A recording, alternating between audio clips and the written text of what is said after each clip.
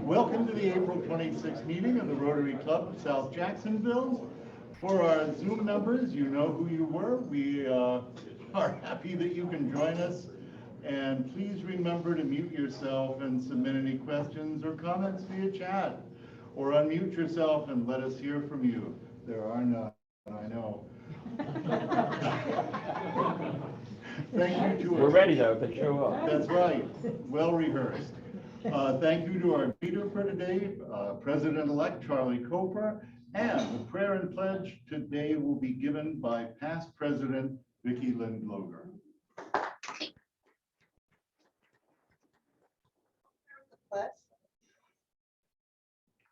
Allegiance to the flag of the United States of America and to the republic for which it stands, one nation, under God, indivisible, with liberty and justice for all. Father in heaven, we thank you for this beautiful day and the opportunity to come together in fellowship and to make the world a better place. Help us stay true to the ideals of Rotary and nourish this food for our bodies. Amen. Amen. All right. And we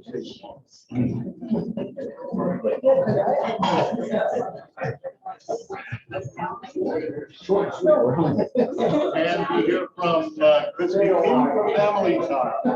Please welcome Christy.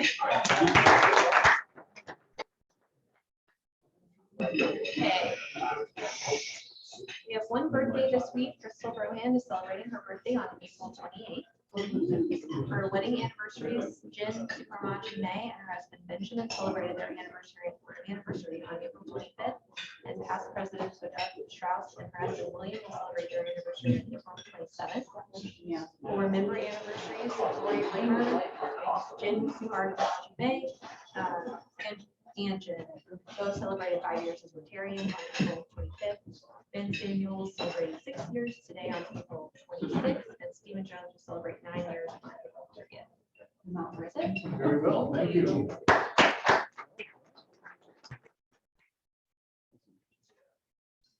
Some announcements today, new member induction for Katie Bowling. And her sponsor is past President Bill Langley. Please come forward.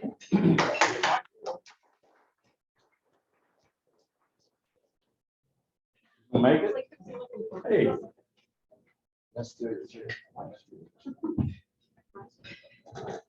Thank you. On behalf of the membership committee, and I'm sponsoring Miss Katie Bowling, we're welcoming you to our club today. For those who may have not had a chance to meet Katie yet, she graduated from UCF, not UNF, sorry, Jason. But UCF in 2008 with a mechanical engineering degree.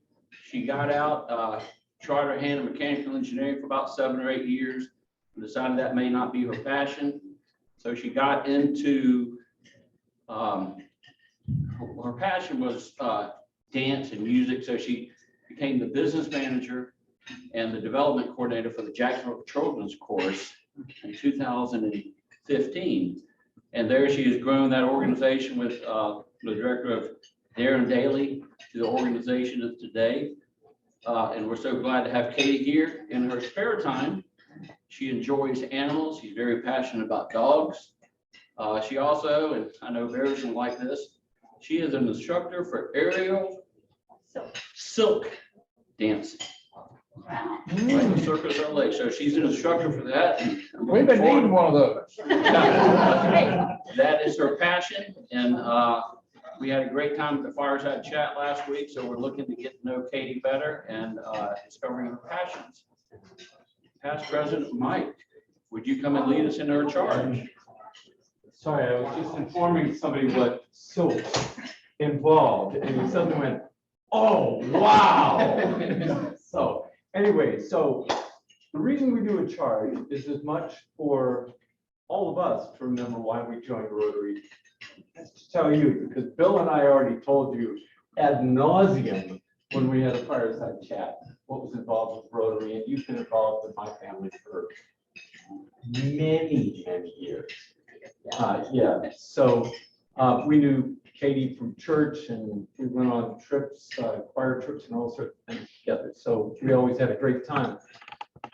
So here are the things you can get out of Rotary, but it's up to you whether you get it.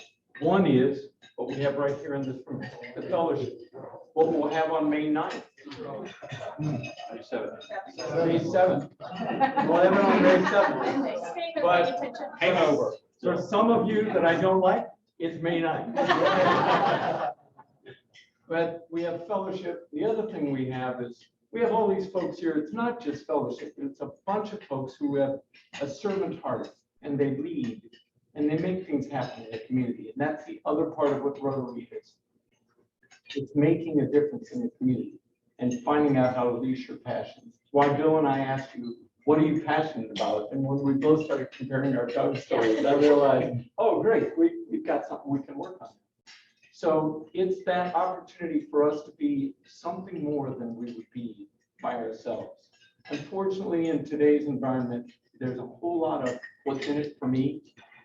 And I had an interesting conversation with one of our Rotary leaders who tried to explain everything as what's in it for me. And I finally had to say, have you forgotten that we say service above self? He profits most who serves best, or one profits most who serves best. But that is what the core of Rotary is. Whether you're here or whether you're in 200 and some other countries in the world with 1.2 million other Rotarians, you will find that same approach toward life wherever you are. So welcome and join the primo civic organization throughout the world.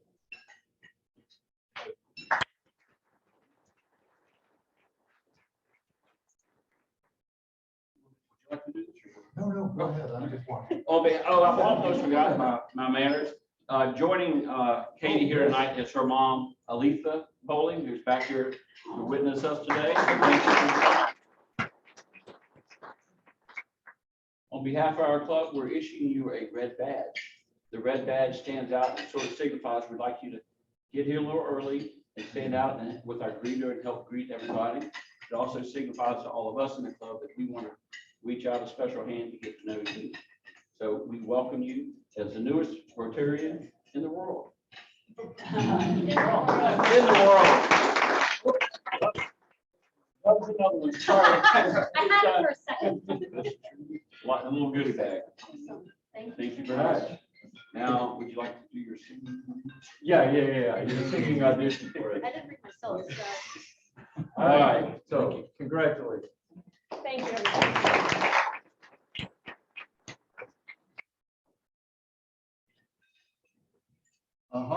There are 3 likely suspects to give us an update on the fundraiser. Those would be either Lisa Marie, Julia, or Jan. Who's up for giving us some information today? Lisa Marie's not here. No, she's not.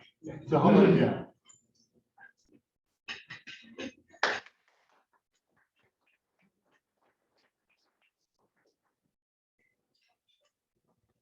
So how many of you in here have already purchased your tickets? Well, top secret, they're going quickly, so you might want to get on that and purchase your tickets ASAP. Save the date, May 007, at a secret location that you'll be receiving your passport and your ticket to next week of the location and venue. So hope you're excited and ready for it. Invite your friends too. All right, thank you. We also have a sneak peek. Oh, we have a sneak peek. Yeah, we're gonna Here. do a little sneak peek and nobody tell Lisa Marie what we're doing. Cue theme song. Boy, that is sneaky. Oops.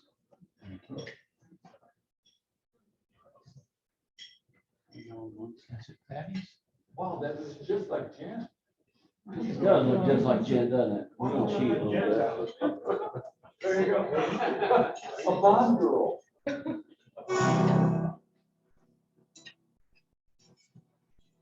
Good day. There's been a lot of concern over the new 007. Let's skip to what people really want to know. Where is Casino Royale? Well, thanks to Q and R research team, we've used our latest technology to track down and zoom in on the location. Now for your eyes only. Hidden by these sumptuous gardens, Casino Royale will take place here. Food, a live band, gaming tables, and open bar.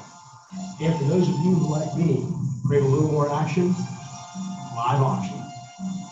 It's a time to die for, since you only live twice, and there will be some great deals. So come join us and help us save the world for those who are confronting difficulty and danger in our community and across the globe. Excuse me? Oh, I didn't know the auction had begun. And it looks like I've won something. Ah, an Aston Martin Roadster.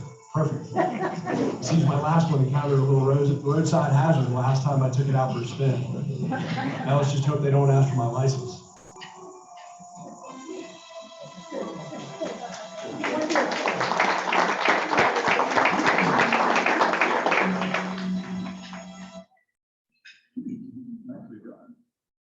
Okay, and thank you, John. Bill Trader, do you have a Paul Harris history moment for us today? Somebody does. No, Bill. It's Jay. Please welcome Jay and the history moment. So since Bill can't be here and because Bill can't see, and also because it's been so long since I've been to 3 meetings in a row in person, I don't see as well as I did last time some of y'all saw me. So I will go to Bill Trader with. So when we last heard from our wayward traveler, Mr. Harris. Oh, and by the way, just a quick aside. So Bill gave me the book, and I'm walking around with it in my office, and we have a young associate who's a new Rotarian at the Northside Rotary. He saw this book, and he actually did not even know the history of Paul Harris in Jacksonville. So to me, that just says that they don't do it as well on the Northside. We do. But anyway, it's just, he was just so impressed. And, I just remind myself of all the time. It's really incredibly cool. When we last heard from our wayward traveler, he was looking to take his exploits overseas. And so where I sort of pick up the journey is that he joined a line because he wanted to see the world a little bit. And there was a time that he was on the SS Baltimore, and the SS Baltimore was going overseas to London. What Mr. Harris did not know is that for the 14 days that he was on that freighter, he was tossed about in an angry storm, and it wasn't exactly the greatest of conditions. There was a lot of people that weren't doing well on the trip. And the book notes that from that voyage, Paul taught himself about the real need for human sympathy. I imagine the real need for human sympathy might have been when you were leaning over the edge with a bucket, but we'll save that for another day. But he was saying that the things that he learned on that journey greatly influenced his own life later on, and I'm certainly sure it influenced part of his associations and the things that he set forth that we do to this day in Rotary. He said that he learned on that trip that small acts of kindness are so meaningful to those who cannot fend for themselves, and that these lessons manifested themselves directly in his life and indirectly in the life of Rotary. He was disappointed that this particular ship did not give him much time to learn a lot about where he was at and to travel the world and to see much of London. And he also was a little disappointed that on the ship there were no mattresses, blankets, or heating utensils. But later on, he was offered another trip, another opportunity on the Johnson line that was leaving for England. So in the summer of 1893, he waited for that transport. In the interim, because Paul was never much to sit around and do nothing, he walked from Baltimore to Ellicott City, seeking work in the nearby hay fields. So he spent some time cutting hay, and then he headed off to London. Before he got on that ship, he was promoted to the rank of sub-foreman in charge of the gang of cattlemen on the ship. And so his second venture across seas, he thought was much more successful. About 2 weeks into his cruise, they landed, the ship was the Michigan, and he landed in Tilbury, and he explored the sites of internationally well-known city. He was impressed because it reminded him of a lot of the books and the Dickens novels that he enjoyed so much. I think we heard about that earlier. What he didn't know was that the city that he was in was famous for the mystery of one Jack the Ripper. who 5 years earlier, had made himself quite famous in not such a great way. But he did spend a lot of time traveling and seeing the streets and seeing the sights of the novels that he loved. So within this time, he had crossed the Atlantic 4 times on 4 different voyages. He made new friends and experienced new things that he took on with him later in life. After about 2.5 years of his excursions overseas, he decided that the urge would bring him to come home, so he came home to Chicago. And in Chicago, when he arrived in Chicago, and we'll end it briefly here, he came back to Chicago after traveling overseas to the beginning of the World's Fair, the Chicago World's Fair. And I think a lot of us know the history of the World's Fair, but there were some things that I thought were pretty interesting in here. The fair was intended to celebrate the 400th anniversary of Columbus's discovery of the New World. One of the people that worked on the construction at the fair was Walt Disney's father. I don't know if Walt Disney's father had a special taxing district or not, but that's a story. Walt Disney's father was a construction worker, and there are those that suggest that some of the work he did on the World's Fair was later part of the blueprints that his son made a part of the theme park. Some of the exhibits that he saw was sort of the beginning of Westinghouse Corporation that furnished the electricity for the fair.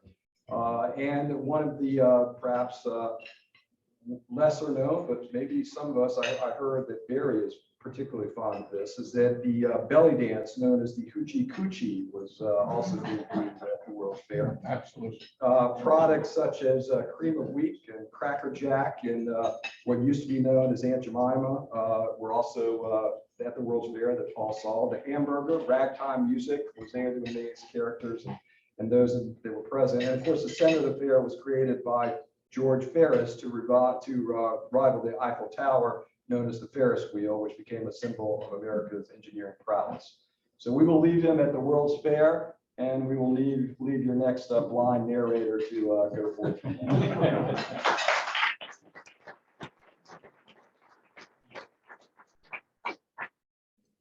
I think the belly dancer was Little Egypt, and if so, I went to school with her. There is no raffle today, no lorry, and no deck of cards. She promises to return with something special next time. Let's see, there is also no lunch meeting next week because of Casino Royale. And there are 2 other announcements that I am trying to ferret out from my hastily scribbled notes. One involves Eddie Farhat talking with us about volunteers for casino night. Will you please come forward, Eddie?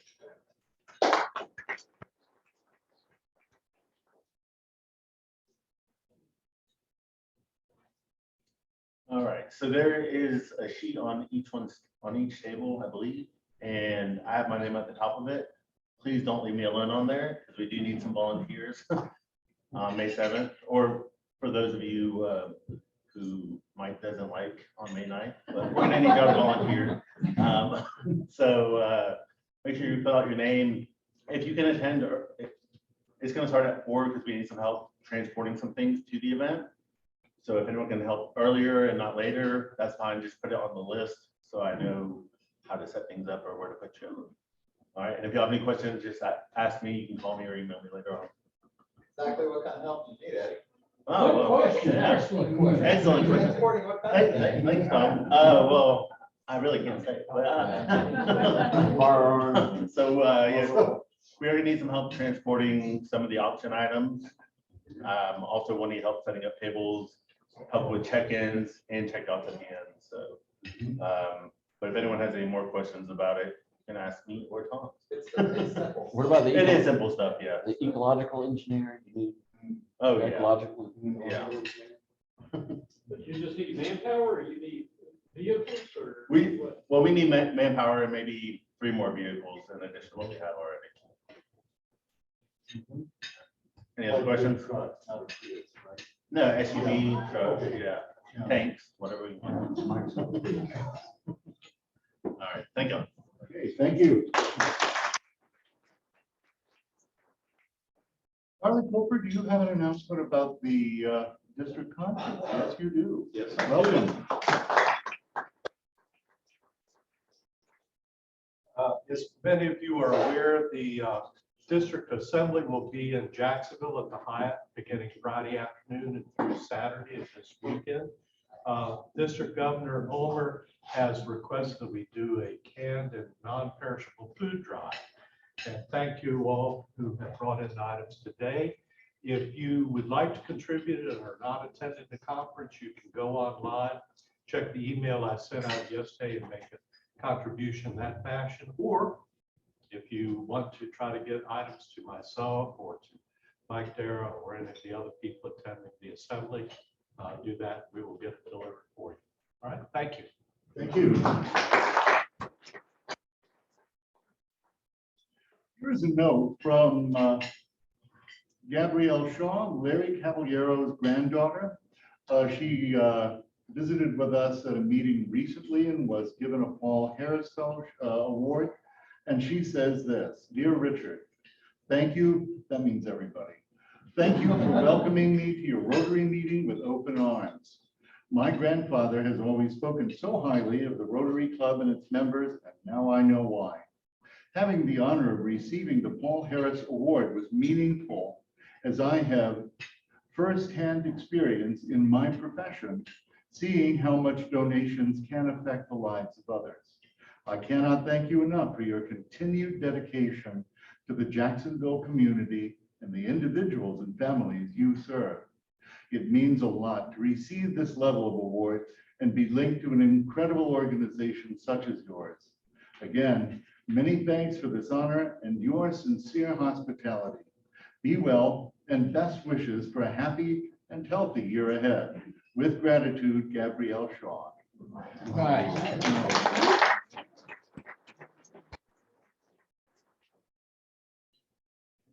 Introducing visitors and guests is John Pope. Welcome, John.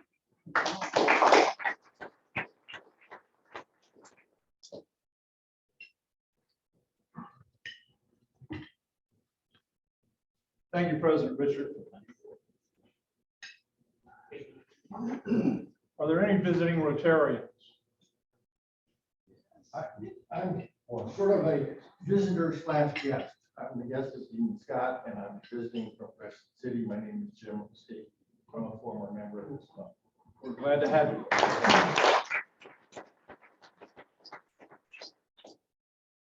KT, we've already introduced your mother, but would you like to do it again? Sure. I'm Katie. Everybody knows now. I brought my mother with me today. Her name is Elisa Bowling.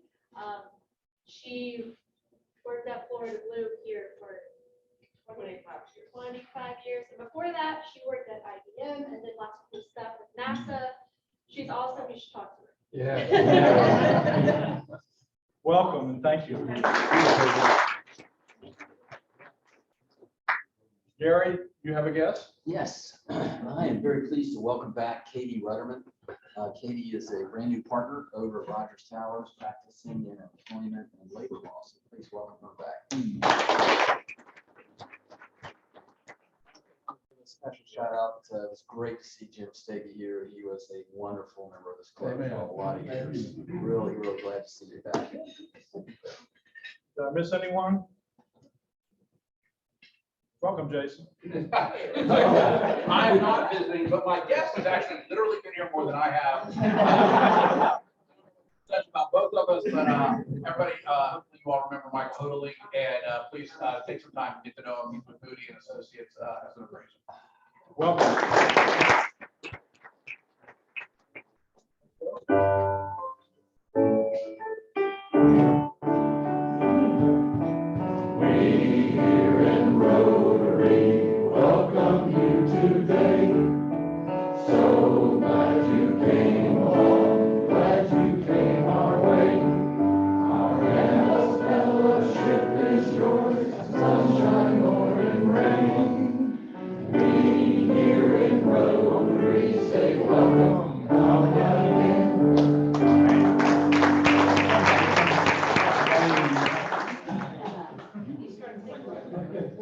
And now to introduce our program for the day is past President Vicki Lynn Glover.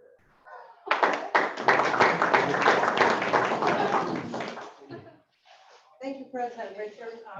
The file information was in the year. Most people can read in this room, so I'm not going to reread it to you. And also, Matt and Melissa will be doing some self-introduction, but I wanted to share with you a couple of fun facts about them. Matt and I do work together.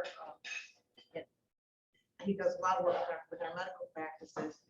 And if you saw at the very end of the bios, he points out that he's been appointed by the governor to the Florida School of Deaf and Blind. And so isn't the truth, but Charlie, if you're going to have a gala, maybe Matt can help us get Stevie Wonder or someone like that for our entertainment. And the fun fact about Melissa is that before she met Matt, her plan was to be, and she was accepted by the FBI, but took her away from it, and they'll talk more about that. So without any further ado, Matt and Melissa.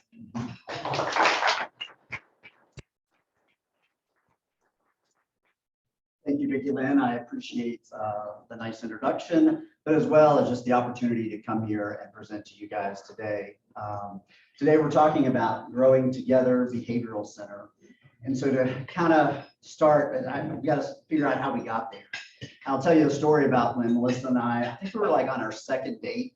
You can often, I think this is one of the hardest jobs for any man, is to find a woman that he loves, that she loves him, but she's got some amazing qualities. And Melissa on the second date informed me that if this relationship was going anywhere, she just needed to let me know that her heart and God had kind of brought her to want to adopt kids. And so if that wasn't my interest, then You gotta go. you gotta go. Like, I'm not wasting any time. So I look at that and I thought, wow, this woman knows what she wants, and she is driven and determined. And oh boy, did I know, I didn't know what I was getting myself into, but I've been truly blessed for the past 18 years to be married to you and to talk about our family. So to kind of figure out where we got started, we've adopted all 4 of our children. But we started, this is our first son, this is Tyler. This was the first picture we ever saw of him. He was 16 months old when we went to China to adopt him. He was born with unilateral club foot, as well as a missing thumb. And so we knew we had some medical issues that we had to address when we got home. But we were equipped and ready, and we were in a great medical community to be able to handle those things. So we were on board and ready to go. It didn't take long. I mean, we did all these in 4 years, I think, which is, in the adoption world, international adoption is really hard, but it's crazy. So within a year, we adopted Brooke. She was a 10-month-old girl from South Korea, and she was born with hemangioma, which is like a nose clustering of blood vessels, which in the end disappeared and didn't really amount to much.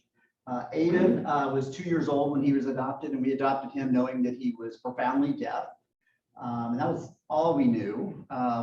So we brought him home, and he was amazing. But I must say, God really, I don't know if he prepared us, but he put him in the right hands with us, I guess, because he later was diagnosed with autism. And so that's kind of where our story began, because as you know, with your own children, you're going to do anything and everything to make sure that they have the best opportunity. Aiden,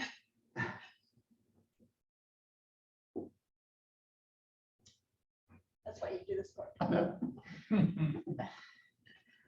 2 years ago, no, last 2 years ago, 2 years ago, 2 years ago, went blind. So now we got a son that we love, and he was deaf and now blind, and he had autism, so he had a lot going against him. And it was hard. I must say that last couple of years have been very challenging, but he has proven to be a fighter and a kid that perseveres and has figured his way around life.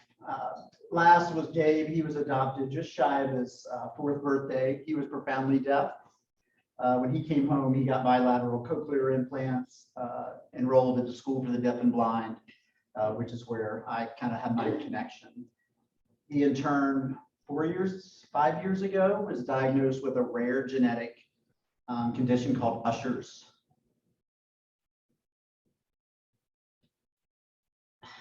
So he too,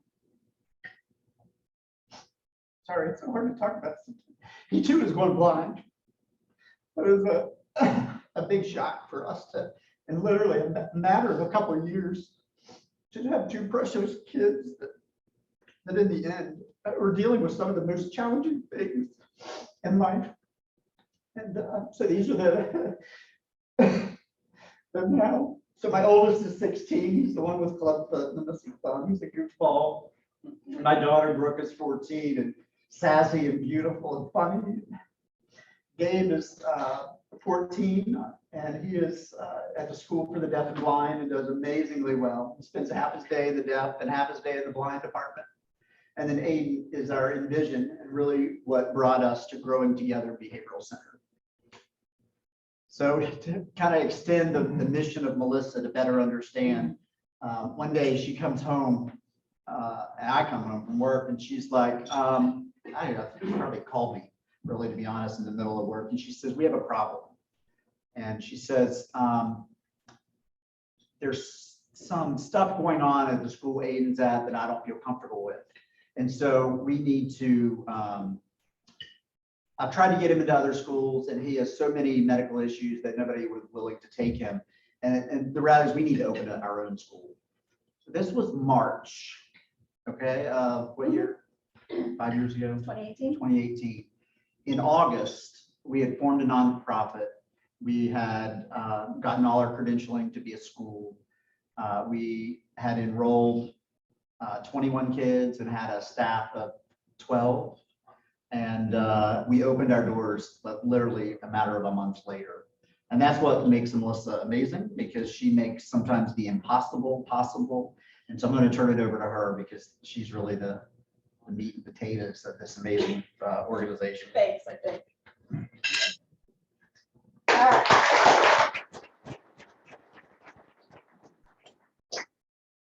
That's why he does that part. So I was like, hey, you should talk first about our family. That'll be great. So how many people in this room know a child or an adult with autism? Just by show. Yeah, exactly. So if you just looked around, pretty much everybody raised their hands. 1 in 40 children right now are being diagnosed with autism. The number actually, some believe, is even more kids, like 1 in 34 I've also seen. A third of the kids who have autism are nonverbal. 2/3 of the children who have autism have self-injury, which means they bang their heads into walls, they scratch their face, they scratch their hands, they bite their arms, they do all kinds of things, but that's their coping mechanism, is, you know, lashing out on themselves. 31% of children with autism have an intellectual disability, so that's an IQ lower than 70. Nearly half of those with autism wander or bolt, which is why every time I see in the news, like some child is missing or some child is near a lake, I'm like, oh, I know they have autism. I know it, like, because that's what they do. And nearly 2/3 of children with autism between the ages of 6 and 15 have been bullied. Boys are more likely to have autism. And there was one on here that I don't know where it went, but I might not have put it on here, but it's estimated at like 60% of children with autism who grow up to become adults do not get employment. So the odds are pretty much stacked against our kids. Public school is great, but it's not necessarily always great for all kids. And so ABA is a form of education and training that kids with autism go through sometimes. Have you heard of ABA? Anybody? No. So it's essentially, it's a scientific approach to understanding why our children do what they do, how they do it, how to decrease kind of those negative behaviors, how to increase communication, increase positive behaviors, and increase learning. And it's definitely not something that I know very well. I do the business side of Growing Together, and I hired behavioral specialists who do all of this. So they have master's degrees in behavioral health, master's degrees in autism specifically. Oh, and I was like, uh-oh, I might have started all of them at once. I'm not sure what I did. So the top one, this is Aiden before he went blind. literally just getting him to paint that piece of paper appropriately took a year. I mean, it was astronomical the day that he was willing to do that. Are you able to start this one over here? That's him at our house. Obviously, these are all before he went blind. That's him at our house sorting silverware. Again, a task that we would consider like so simple took almost a year for him to learn. And a lot of how our students learn is through repetition. So he would, pick up 1,000 knives, and the first 900 he put in the wrong place, and they would literally take his hand and put it where it belongs, and take his hand and put it where it belongs. And then slowly they just kind of touch his elbow and put it where it belongs. Maybe touch his shoulder and put it where it belongs until he finally does it himself. So they call it errorless, like no errors, errorless learning. They don't let you make mistakes. They help you do it the correct way every single time. And then this was right before he went blind. He was using sign language, using a communication device, and matching that's sign and garbage if you don't trash, if you don't know what that sign is. So she said, "Where's the trash?" She asked him, "Where's the trash?" And he had to look at all the cards in front of him, and he had to pick the trash can as the card that she was asking for. And again, like, it seems like this should be so easy. He was, I don't know, he was probably 10. But he was a child that public school told us was never going to learn anything, wasn't going to be potty trained, had less than a 40 IQ. So these things, like, my gosh, the first time he used a little card to tell us he wanted a banana, he literally like grabbed a PEX card, which is just a picture of a banana, ran over and handed it to me. And I was like, oh my God, he told me he wants a banana. Like, I mean, communication is like huge, So that's what ABA is. Oh, there we go. So in our first year, August 2018, we did open in 5 months. We were a little crazy. It was very busy. And we had children ages 3 to 14 we started with. Our first campus is in South Point near JTD 95 area. We had 1 full-time supervisor, 1 part-time supervisor, and 13 staff total for about 21 kids. This is our little group down here. They're super cute. And we won some awards. HEAL, if you've heard of HEAL, they're an amazing organization, amazing nonprofit in town that helps families who have children with autism and also helps organizations like ours. So they had bought us a whole bunch of iPads. We were on the news within our first year for the iPads. And then at the end of our first year, you might have seen us on the news because we got broken into and our whole building got ransacked. That was less than fun. By a guy who was just really high and confused as to where he was. So it had nothing to do with us. It was really bad luck. So this is us now. This was us at the zoo a couple weeks ago at the Jacksonville Zoo. There are now 56 students, ages 3 to 19, 27 full-time staff members, 4 part-time, 4 supervisors, and 2 campuses. We opened our 2nd campus in Mandarin. It's really close to the car wash on Old St. Augustine, near Lowe's and 295. So we have kids at Mandarin. We were able to expand because our oldest student was 14 when we were at South Point, and we did not have anywhere for her to go, and her family did not have anywhere for her to go. So of course I came to Matt and I said, hey, this one really needs a new school because we don't have the right equipment and stuff to teach her all the vocational and, daily living and all of that kind of stuff. We need to, pardon? In the middle of COVID. Yeah, it was in the middle of COVID. I think I had the idea right before COVID, so to my defense. But yes, we opened the 2nd school during COVID because, just had to keep moving and this little girl needed a space.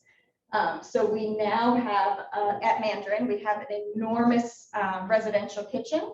We have a huge commercial kitchen. We have a mock bedroom. We have an office.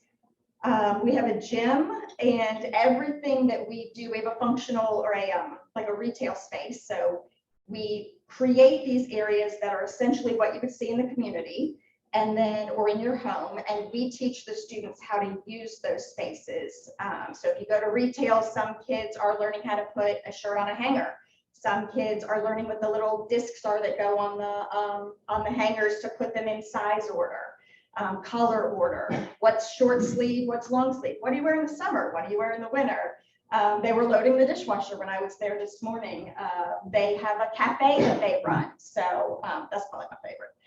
Every morning they come around and they ask us all the staff, what we want for breakfast. So they make us basic things, but still they make us breakfast every morning, bring us coffee exactly how we want it. So it's really sweet. And those are all kids 12 to 19 right now. So learning those life skills to then be able to go out into the community and be able to use those skills working in companies in the future. We still have the little ones there as well. We have kids as young as 3. So we actually have the building split into where the little ones are in the front and the big guys are in the back doing more of that vocational type training.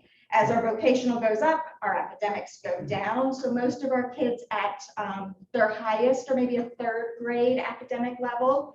So if a student can do more than that, we try to transition them out of our program. Our program is mainly for kids who didn't have somewhere else to go, who have a lot of self-injurious behavior or aggress towards our teachers.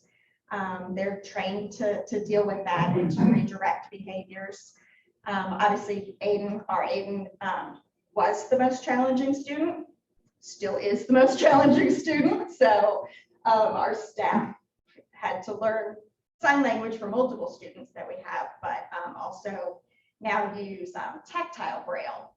So instead of the PEX cards that had a picture of a banana or something on it, we now have a 3D card that he can feel different textures, different size, different shape for all the different things that he wants in life. Like to go outside today, there's a little card next to the door and he has to feel the card next to the door and it's kind of got a grassy feel to it. And so he knows that's where he is. So even on his own board, he can feel around for his grassy feeling card and hand it to somebody. And that's his way of saying, I want to go outside. So we have all forms of communication. That is for sure. Doing laundry, this little girl literally came to us a year ago, would do nothing. And when I mean nothing, I mean nothing. Would sit, wouldn't stand, wouldn't participate, wouldn't do anything. Her mom about died when I sent her a video a couple of days ago of her like literally doing the laundry. She was like, she does laundry? Like they just, you don't know until you're in the right place with the right people who are dedicated to what they're doing.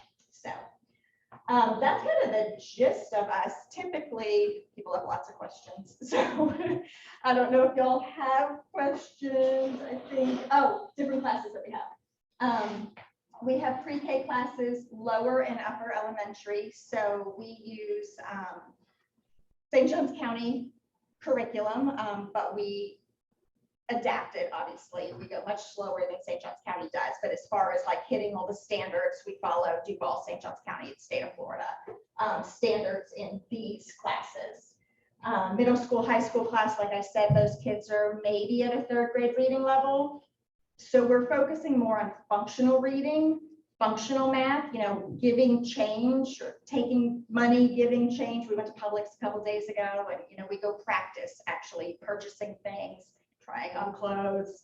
And so they are learning what we consider functional learning, not 2 + 2, but more, can you tell time? Can you use money? Can you read street signs? A lot of that kind of community signs. And then those kids sometimes are like, there's a mix where they're in half-day classroom, half-day vocational, and then there's other kids who are just in the vocational all day. And then we have kind of non-classroom learners who would be more like our Aiden. So he is never in a classroom. He is one-on-one with a staff member all day. They alternate. So it's not like one person with him for 7 hours. That's a lot. But instead, one person's with him all morning teaching him, and then somebody else is with him all afternoon teaching him. Where do we get our money? ADA is funded through insurance, so we did have to get credentialed through all the insurance companies, which is a feat and a half. The Department of Education has, probably you guys have heard of like the McKay Scholarship. Hope Scholarship, we are qualified to take all of those. They pay about 30% of our expenses. So I mean, it's a great, we're very thankful for the Department of Education money, but it definitely doesn't cover the cost of a student going to school. We are a nonprofit that seeks public donations, and then we've gotten some of the local grants. Like I said, we've got iPads, we've got trikes. I'm very hopeful Heal's going to pay for our gardening, horticulture, summer camp that we're going to do this year on both campuses. So we definitely reach out to all of them. And that's where's my question thing go? Anyway, what do y'all want to know? Yes, sir. When you talk about autism, and I hear you talking about curriculum and things, is there a way that, are the kids similar enough that you can rank them as far as the profoundness of the autism, or is there anything like that? There are 3 levels to autism, level 1, 2, and 3. And I mean, yes and no. We have kids who are not all the same age. So maybe they're a range of 8 to 11, or, you know, pre-K is a loose term. It might be 3-year-olds, but it also might be 6-year-olds. So we keep them with kids who are kind of their size and their ability level, and kind of on the same level. If you're a level 3 with autism, typically, and in our school, you are going to have a one-on-one with you all day. That is severe autism. That's nonverbal, self-aggression, aggressing at others, and definitely the intellectual disability. Those people have those kids have a one-on-one all day. Level 2 would be a smaller class. I mean, our biggest class is only 4 kids, but you might be in a class of 2 or 3. And then level 1 would be more where the kids are starting to progress with the academics, and you could be 9 and, you know, reading on a 2nd grade level. The young lady who is 19 reading on a 3rd grade level probably is only a level 1 or 2, possibly a level 1. She's very verbal, but the things that come out of her mouth, you just never know. You never know. Even in public, you just never know what she's going to say to somebody. So does that kind of answer your question? Yeah. Yes. When I was at Baptist and recruiting physicians, they were always wanting to make sure that health insurance Baptist offered included ABA. Can you share with us what differentiates it? Yeah, so it's sort of like speech therapy, occupational therapy, physical therapy, although those typically, there's not an insurance policy out there within reason that doesn't have those. We actually, Matt's company, which is a large pharmaceutical company, is self-funded. So they didn't have to follow, like federal law now says that you have to offer ABA in your insurance policies unless you're self-funded. So if you're self-funded, you know, you get to give yourself the money, pay out the money, you kind of keep to yourself. And so we did not have ABA until Aiden was 9, and Matt petitioned the company and was like, listen, we're drowning. To go to a school like this, sadly, it's for Aiden, it's $50,000 a year, which, you know, unreasonable for any family to do.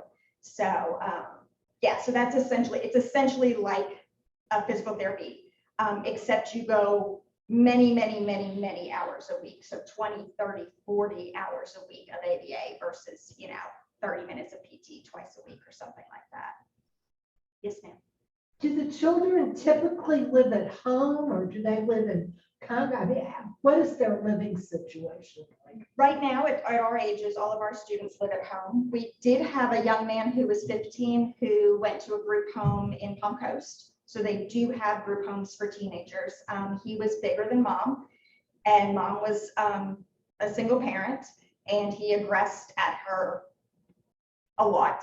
And so she was not safe in the home. So he went to live in a group home. Our 19-year-old still lives at home. There are group homes in town.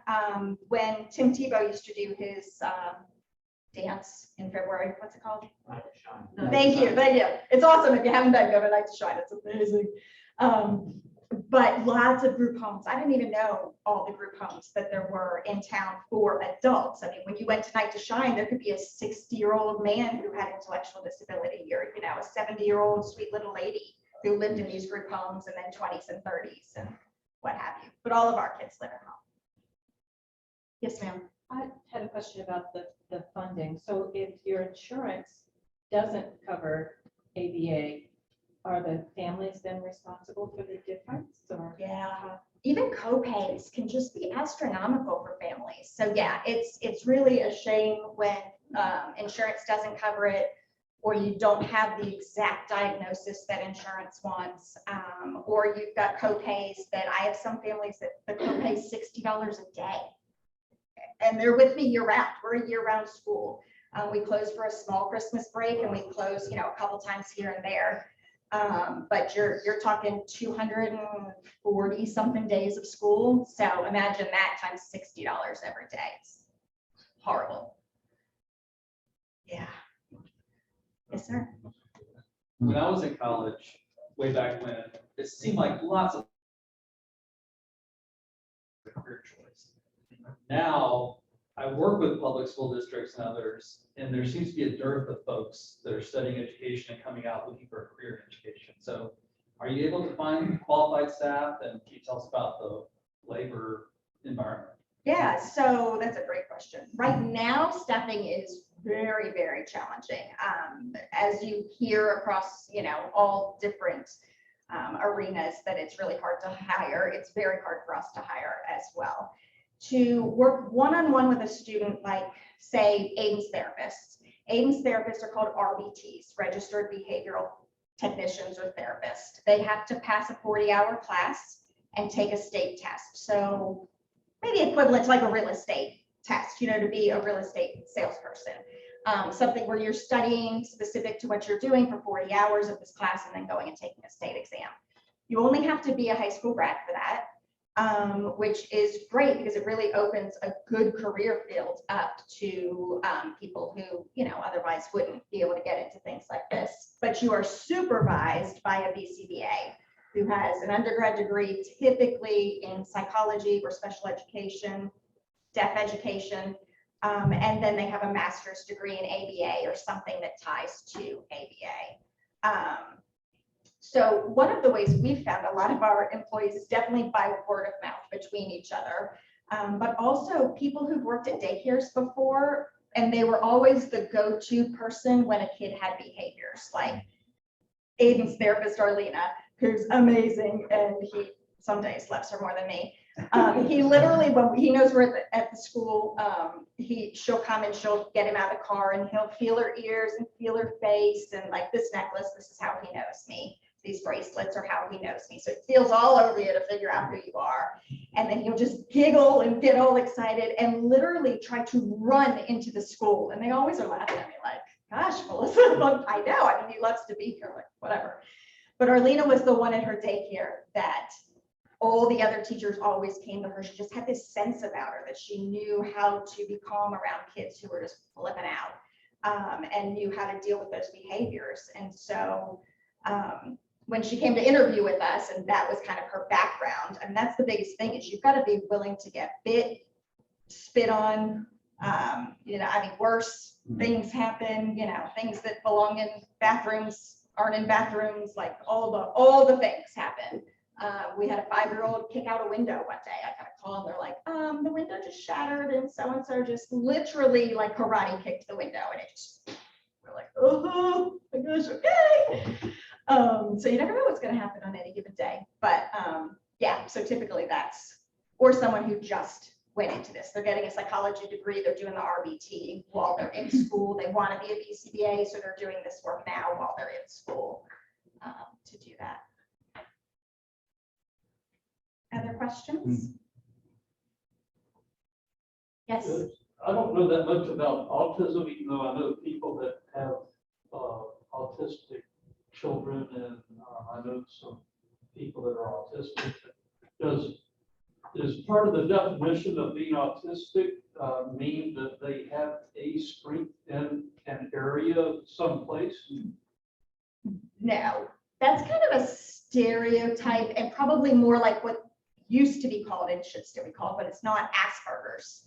So there's definitely very, very, very brilliant people who have autism. That's level 1 ASPE type autism. That's not what I deal with.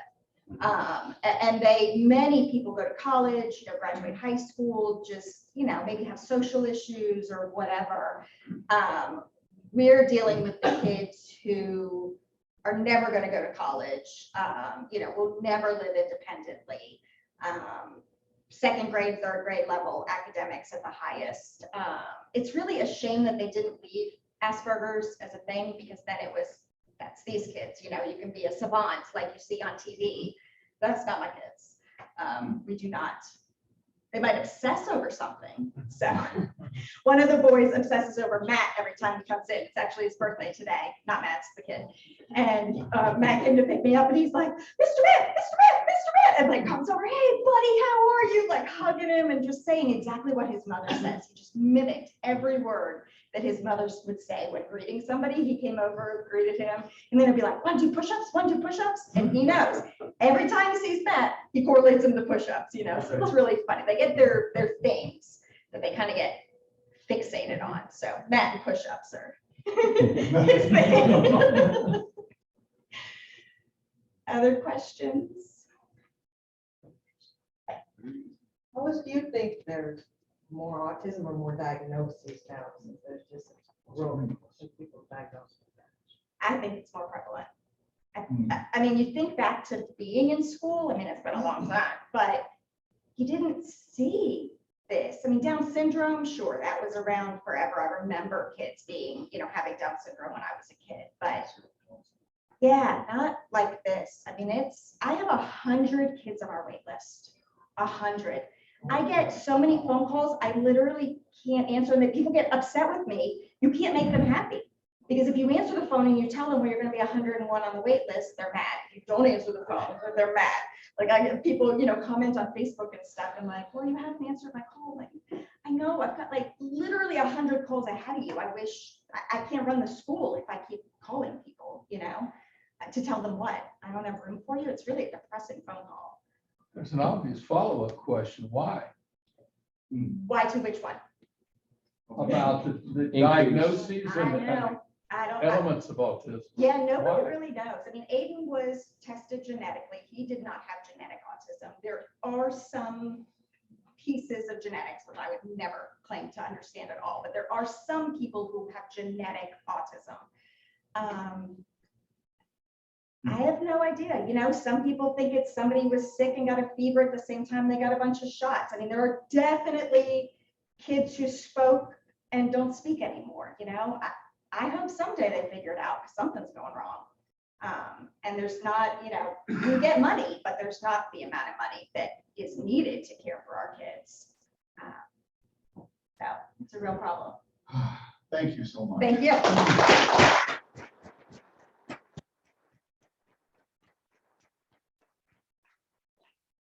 For your insights, for the heart for your work, and for being here today. We would like to recognize you with a certificate, which is all about a small donation to the Rotary Foundation in your honor. Oh, thank you. So nice.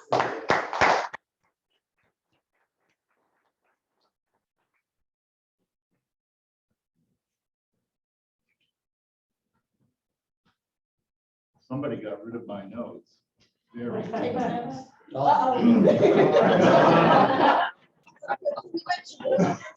A good test. If I just stood up here and kept talking, that would have been another problem. No lunch meeting next week, no lunch. Due to the fundraiser on Saturday evening, May 007, on May 10th, our speaker will be Amanda Lomashova, a Slovakian-born young woman who is a mom at the chapel school that is connected to the church that I serve, who has been to the Czech Republic, who has been across the border many times to Ukraine recently, has quite a story to tell, and is very much looking forward to being with us. Welcome again to our newest member, Katie Bowling. And as we end our meeting, please remember with me our membership motto, each one bring one, and say with me our club motto, service above self, one profits most who serve best. That's it.